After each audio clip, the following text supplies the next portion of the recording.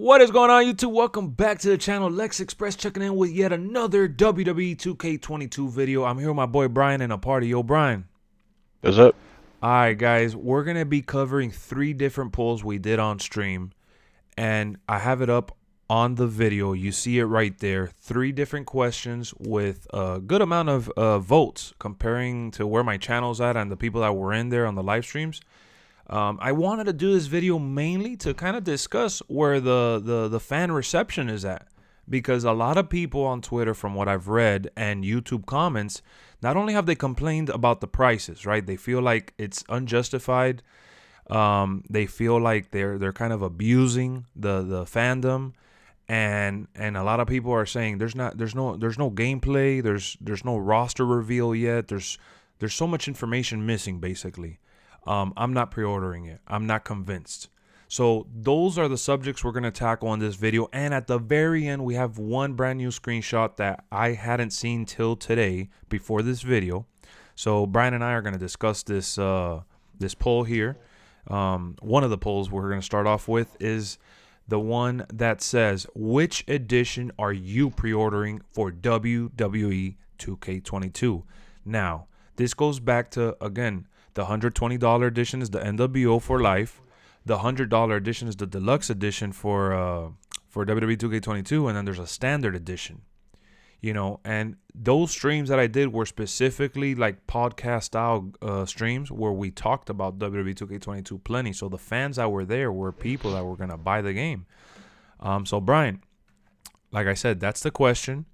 And the answers were standard, deluxe, NWO for life, and none. I don't play WWE games. None. I don't play WWE games got 11%. Now, I want you to predict which answer won this poll. Who do you think won? NWO for life, deluxe, or standard? As for which edition is going to be pre-ordered? Deluxe. Deluxe. Which is my choice too. I thought that was going to be the winner, but throughout the whole stream, it was interesting to see that NWO for life was in first place from the very, very beginning by a long shot. As the stream went on and we had a total of 123 votes, NWO for life went down and deluxe went up. So the winner, Brian, was NWO for life, and it barely won. It won by 1%, and it was 33%. The deluxe edition got 32%, and the standard edition got 25%. So based on feedback, even though everyone is complaining about the price, and even the people that voted, they told me, hey, I voted for NWO for life, and I'm getting it because I really want the NWO in my faction, and I really want the alternate, NWO gear. I want to play with these guys. Basically is the vibes that I got. Right? They really want the NWO content, and people are biting the bullet. They're willing to bite the bullet, even though it's really, really expensive. You guessed deluxe edition. Why? Because it's the most reasonable one comparing it to other games, right? In terms of content and the price. No, because didn't you say that NWO is only physical? No, only digital. Only digital. Oh, only digital. Yeah, so meaning there's no collectible, there's no autographs. In the past, the 120 edition was always like the special edition with the special casing, alternate cover, So yeah, autographs. so that makes even more sense. Why would people get for the most expensive one that's digital? That's digital and doesn't give you bang for your buck in comparison to years past. Any game that costs 120 automatically comes with a statue for the most part, from what I've seen. Remember, like the God of War edition was like within what, 100, 200 bucks. The Last of Us edition was like around 200 bucks as well. So anything above $100 usually comes with like a little statue, a little memorabilia, collectible pins, stickers, whatever. This is just digital. This just comes with digital content.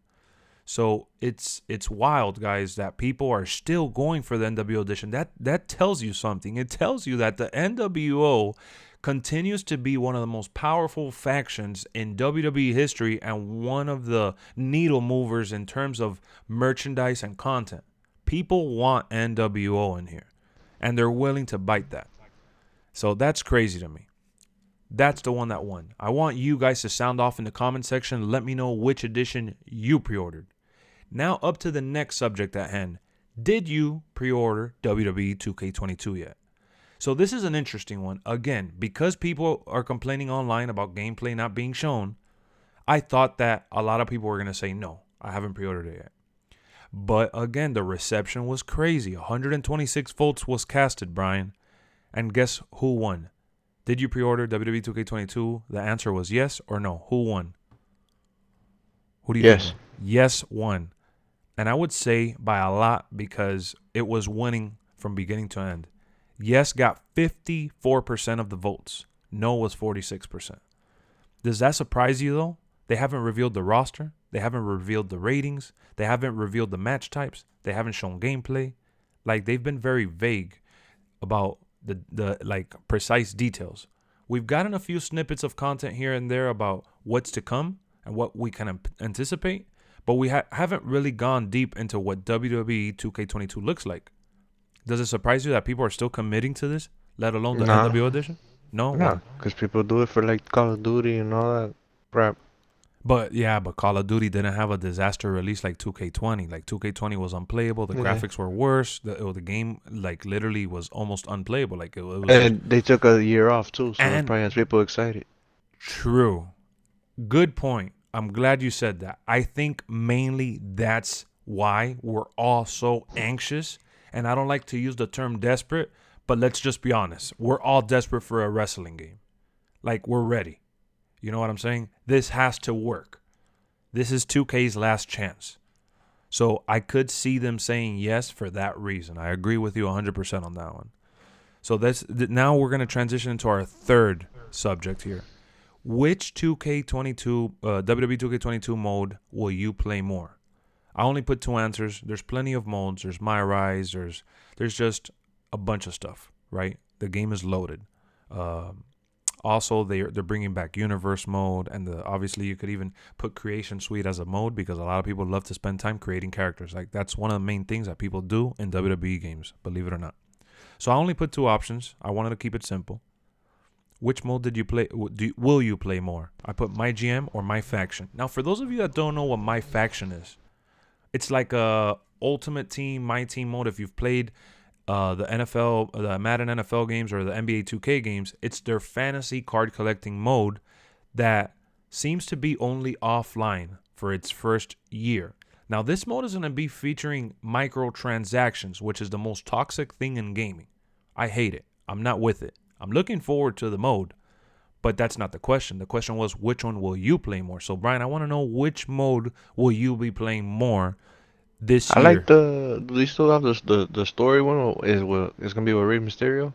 Yes, Showcase. I didn't even put that. Showcase? I didn't even I put like that. I like Showcase. That's my favorite So in the you think you're, games. yeah, but remember Showcase, once you beat Showcase, you're done. Like, it's a one and done type Yeah. of deal. That's why I didn't want to put it, because I wanted to talk about the modes that have a lot of replayability. And I know My GM is the number one requested mode in forever. And then My Faction is a new mode that they're trying to introduce to try to make an extra paycheck. So looking at these modes and what they have to offer, like, if you could only pick one or the other, which one do you see yourself actually playing more? Ultimately, like, do you like the card collecting stuff, like what you see me do in My Team? Or are you going to be doing My GM where you run your own show? There's a cap space. It's kind of like a season. Probably my GM. My GM? Okay. So you're in line with what everyone voted. We had 80 votes. This one wasn't nearly as much as the other votes. Okay. But My GM won 77%. So based on comments from that stream, what I've seen online on Twitter and YouTube in general, people are not really messing with that My Faction mode, believe it or not, which is kind of contradicting the fact that they're voting and talking about the NWO edition so much. One of the biggest things about the NWO edition is that it gives you the NWO playable characters in My Faction. They give you evolution cards that you get to evolve, right? And then you also get a Ruby Rey Mysterio. So you start off your collection strong with that team and managers too. I don't know. Overall, how do you feel going into now February, which is just around the corner, and we don't really do you feel like they need to show gameplay and reveal more more talent from the roster, like around Royal Rumble? Because Royal Rumble is just around the corner too. I mean, I think they will. Like, that's not really a question. Okay, so you feel like people are just antsy, right? Like, Like, to me, people are being if they will impatient. not. You think people are just impatient then? Because I think. No, people are not impatient because usually, man, they release like gameplay, Hmm. like usually for games like a year ahead, like 6 months and all that stuff Yeah. like that. Hmm. But the thing is, if you look at the track record for 2K, like look at NBA 2K, Yeah, they wait like like you guys didn't get information till no, like the very end. like couple weeks before the game came out, like maybe Yeah, a month or exactly. less. So this is something special that the company specifically does, like it's in their DNA. So it's Yeah. not surprising. Yeah. It's a combination of building up anticipation and also keeping the surprises real close to their chest. And also, sometimes it's a little scary though as a fan because look at what happened with 2K20. We didn't know much about that, and then that came out and it was a disaster. So I think everybody's just like really, really worried and they just want to know if they're gonna love this game or not. So based on what we have seen, Brian, based on what we have seen, what we just talked about, voting wise and stuff like that.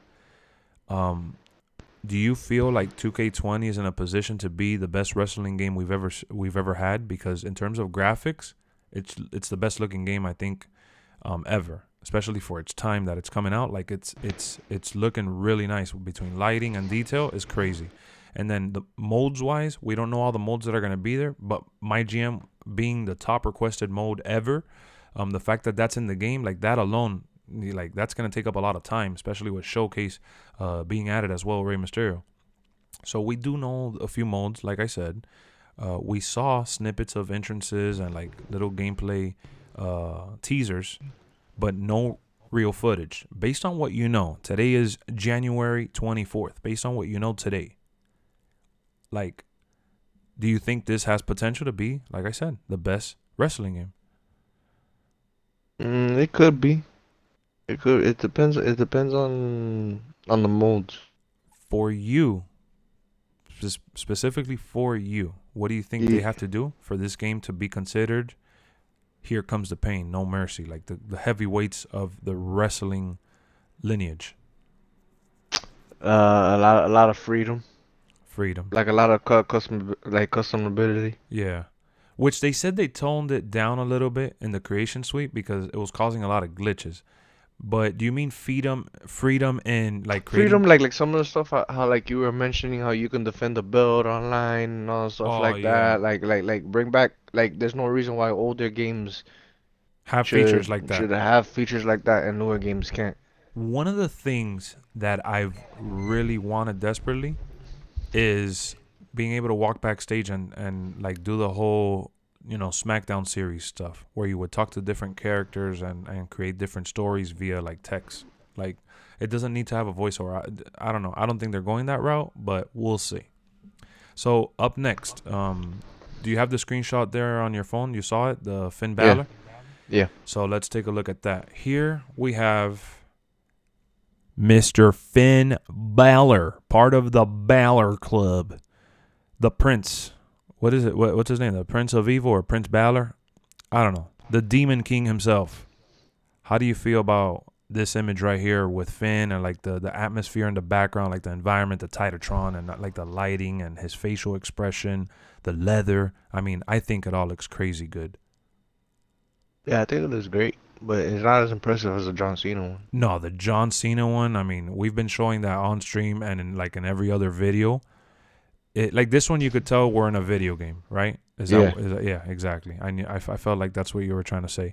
Yeah, this one is good, but in terms of quality, I think the John Cena one is just out of this world. This one right here, though, it is a strong screenshot here because I like that we're able to like detail that even though the arena is dark, like you could even see like there's like an exit sign at the top right corner. There's like a R with the red. No, that's actually no, that's for Balor. That's one of the signs that say Balor on the little ticker.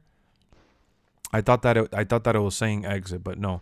I like how you could see like the lighting from the executive booth, and then you also see the Titatron with the little dots, and you can still see that it's an LED screen, and the, like kind of like the smoke at the bottom of the stage, and the apron around that area. Like I feel like with every screenshot we have gotten, one thing that has been relatable to each one, even though one looks better than the other in terms of like characterization, is the immense amount of detail with with the setting, right? I don't know. Yeah, it's cringy. I just get this vibe that the game is gonna have the atmosphere right, which is something that other WWE games they've accomplished to some extent, but I mean like that big fight feel, you know? Like when you're watching a pay-per-view and like the arena's booming and the crowd is super into it. I feel like that's like WrestleMania season is like that. And I feel like this game is finally going to capture the essence of what it's like to be in that environment live. Not that it hasn't been close to capturing that in the past, but with the camera angles that we've seen, they've never had like a fish eye camera angle for entrances. They brought that out this year for the very first time ever. And they also said that they put the camera in places where they used to never really put them, just to replicate the broadcast style of WWE production. So all in all, if you had to rate this screenshot, especially comparing it to the John Cena one, where would you put it on a scale of 1 through 10? 8. 8. I'm feeling the same. So guys, comment down below. Let us know how you feel about this Finn Balor screenshot. Let us know how you guys feel overall about this WWE 2K22 coming out. Brian, thank you for being a part of the video, man. I appreciate you. And we will be back with more WWE 2K22 content. If you haven't subscribed, consider subscribing. We upload all kinds of videos on here. Vlogs, reactions, reviews to gaming, movies, sports, WWE, AEW sometimes as well. It's going to be a fun year with WWE 2K. So also drop a like. Let's get this video recommended. And I will see you guys on the next one. Peace.